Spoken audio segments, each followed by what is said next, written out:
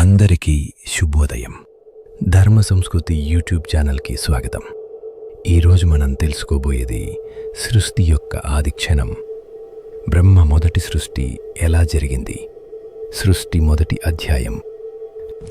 ఇది కలియుగం. కానీ మన మునుపటి యుగాల పరంపర ఎలా మొదలైందో తెలుసా? హిందూ ధర్మంలోని పురాణాల ప్రకారం ఈ విశ్వ సృష్టి ఒక అద్భుతమైన దివ్య కథ. సృష్టి ప్రారంభానికి ముందు అంధకారం మాత్రమే ఉండేది.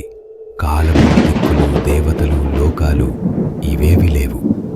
అది ప్రళయము అనంతరం వచ్చిన శూన్యస్థితిలా ఉండేది.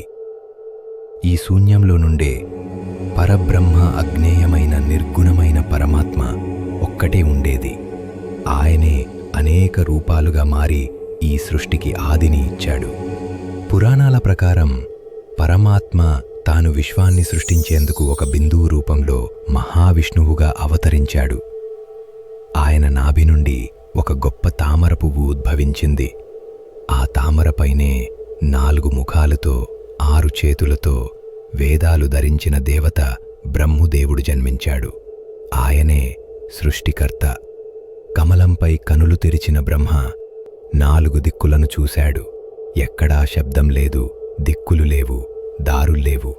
చుట్టూ ఏమీ లేకపోవడంతో నేను ఎవరు, నేను ఎక్కడ నుంచి వచ్చా అన్న సందేహంలో తన అంతర్గతంలో తపహా తపహా అని శబ్దాన్ని విన్నాడు. అంటే తపస్సు చేయమని అర్థం.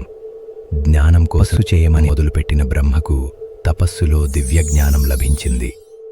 పరబ్రహ్ము అతనికి సృష్టిని ప్రారంభించు, ధర్మాన్ని స్థాపించు అని ఆదేశించాడు. బ్రహ్ము సహస్రాబ్దాలు తపస్సు చేసి చివరికి పరమాత్ముడి అనుగ్రహంతో సృష్టి కార్యానికి సిద్ధమయ్యాడు.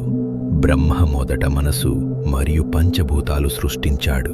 పృథ్వీ అంటే భూమి, ఆపహ్ అంటే నీరు, తేజస్సు అంటే అగ్ని, వాయువు, ఆకాశం.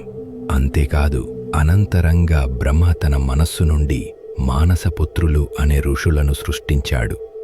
సనక, సనందన, సనాతన, సనత్కుమారుడు, తర్వాత 10 ప్రజాపతులు, మరీచి, అంగిరస, దక్షుడు మొదలైన వారిని సృష్టించాడు. కాని ఇక్కడే ప్రశ్న వచ్చింది. ఈ సృష్టిని నడిపించేది ఎవరు? లయకర్త ఎవరు? కర్మలను ఫలితాలుగా ఇచ్చే శక్తి ఎవరు? అప్పుడు బ్రహ్మ తపస్సు ప్రారంభించాడు. సహస్రాబ్దాల తపస్సు అనంతరం ఒక అద్భుతమైన జ్యోతి స్వరూపం ఆకాశంలో కనిపించింది. చూడడానికి ఆ జ్యోతి తల లేదు, పాదము లేదు, అంతం లేని అగ్నిశిల. ఈ జ్యోతి నుండే స్వయంభూగా అవతరించాడు ఆదిశివుడు. అతడు కాలాతీతుడు, జన్మరహితుడు, తాను సృష్టించుకున్న పరబ్రహ్మతత్వం. ఆయన ఆ జ్యోతి నుంచి ఉద్భవించి ఇలా అన్నారు: నేను శూన్యంలో ఉన్నత తత్వం, నేను లయకర్త, నేను ధర్మానికి, కాలానికి, సమతకు మూర్తి రూపం, నేనే కాలం, నేనే త్రిగుణాత్మకుడు. నాకు ఆది లేదు, అంతం లేదు, నేను స్వయంభూ.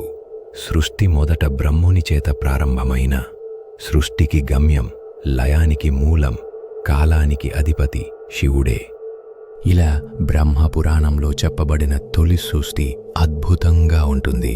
ఇంకా అనేక పాత్రలు, అవతారాలు, ధర్మకథలు మనం తెలుసుకుంటాము. వీడియో నచ్చితే లైక్ చెయ్యండి, మన ఛానల్ సబ్స్క్రైబ్ చెయ్యండి. తర్వాత ఎపిసోడ్లో త్రిమూర్తులు ఎవరు, సృష్టిలో ధర్మస్థాపన ఎలా జరిగింది అనే అంశాల గురించి మనం తెలుసుకుంటాం. ఓం తత్సత్. ఇట్లు మీ రాజేష్ పేరంశెట్టి.